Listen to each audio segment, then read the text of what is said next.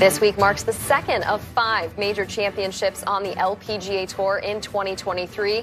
Baltusrol Golf Club's lower course is the host site for the KPMG Women's PGA Championship, and Golf Central is proud to be live and on site all week long. Here's a look at the Rolex World Rankings, the players that are in the field here this week. We've got 9 of the top 10 in the Rolex rankings. 24 of the top 25 in the rankings are in the field here this week. And a few of the players were actually asked during their media availability yesterday who they think the best player in the world is. Here's what they had to say. In your opinion, who do you think is the best player in the women's game right now? I don't know. I would say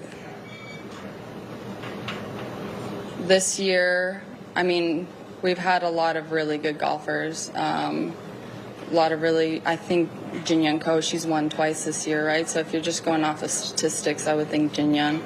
But yeah, I guess I don't know. Yeah, Jin Young. I mean, there's so many good golfers out. Rose is 1 for 1 too, so she's pretty good. Yeah, gosh. I feel like it's hard to say on the women's side because like people really heat up. I know that Minji's been playing really well. Leona played really well last week.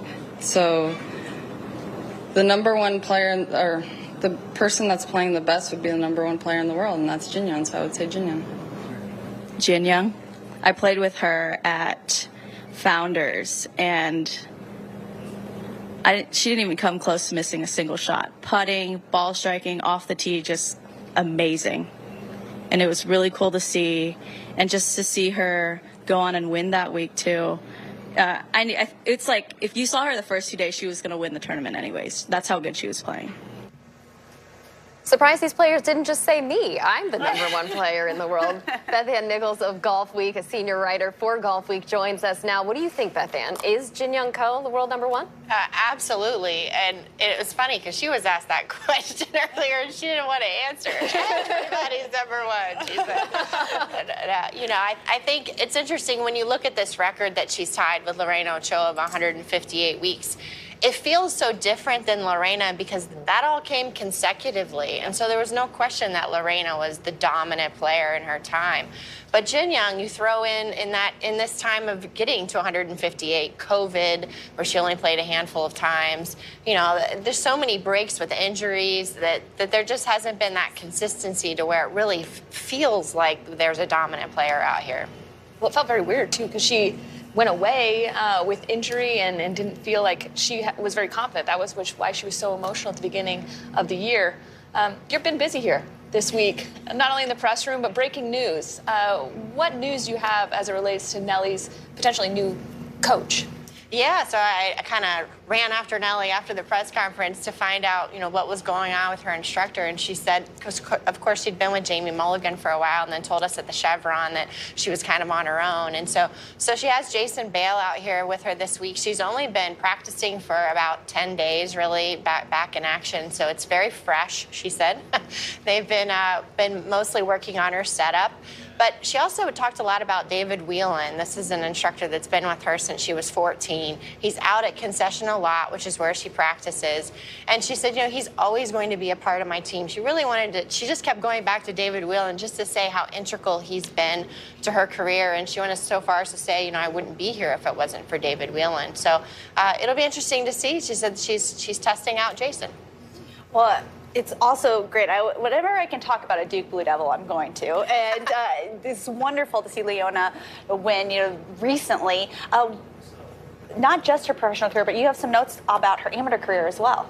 Well, I just think it's really interesting because we've spent so much time talking about Rose Zhang and her impressive amateur career. And, of course, Rose just beat Leona's record in terms of the number of weeks at the top of the amateur game. But, when you look at Leona's path, it's just so different to a Rose Zhang. And Leona was a prodigy at a very young age. She won 20 times as a junior, 20 amateur events. She actually took a full year off during high school, from high school, to just play golf. So she was kind of an older freshman freshman when she arrived at Duke, and obviously stayed all 4 years, was broke some of your records, which were incredible. And just, she was, loyal to that commitment. And she's just the type of player that you can just tell how much she loves this game, And so you feel like even though she kind of took a quote unquote slow route, that, she's going to be out here for a long time. I feel like she's just starting to hit her stride.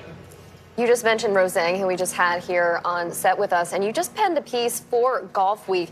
So with her victory, Rose Zhang took up membership immediately on the LPGA Tour. So she's now a rookie, but she's not getting those rookie points associated with that. Explain that to our viewers and kind of what that means. Yeah, so the rules changed a couple of years ago to where Rose gets her CME points. We'll call that the Sofia Popov rule. But it didn't go all the way down to all the point structures. So, she's not going to get any rookie points, any player of the year points. And when I look ahead, I think we can all certainly imagine Rose Zhang winning again. And I think, wow, what a travesty it would be if we get to the end of the year and because Rose didn't get her rookie points, that she's not the rookie of the year. So, I feel like this needs to be changed, that the LPGA needs to go ahead, and when you become a member and you get those CME points, you also get Solheim Cup points. You also get your Rookie of the Year and your Player of the Year points, so that at the end of the year, the right player wins. That seems very appropriate. You make too much sense, Beth Ann. And one of the key aspects of this event this week, we've talked players, but it's the golf course and it's history that's here. When you think about Baltusrol, what do you associate it with? Well, first of all, I think for a lot of players this week, they don't have a clue what the history is here, right? And so I was thinking about this earlier. It's sort of like going to a museum for the first time. And when you leave a museum, which this place is kind of like a museum, you have a greater appreciation for what you just saw. And so I think for a lot of players, they're really going to leave this place feeling like they're part of the fabric of the game, and we're going to focus on Mickey Wright this week, which normally you wouldn't do when you'd come to Baltusrol. You'd be talking more about Jack Nicklaus and Phil Mickelson, right? And so it's really excited that players like Leona, who've played in the Curtis Cup, can look back and see, hey, Margaret Curtis won the U.S. Women's Amateur here 10 million years ago. The first U.S. Women's Amateur played here was in 1901. I just think players are going to feel like they're part of the conversation in the greater landscape of golf. Yeah, it's a fantastic history lesson, just being able to come back to a venue like this. Well, it's always a great lesson getting to spend time with you, always learning something from Beth Ann Nichols, one of the great golf writers in our game. Thanks for stopping by. Thank you.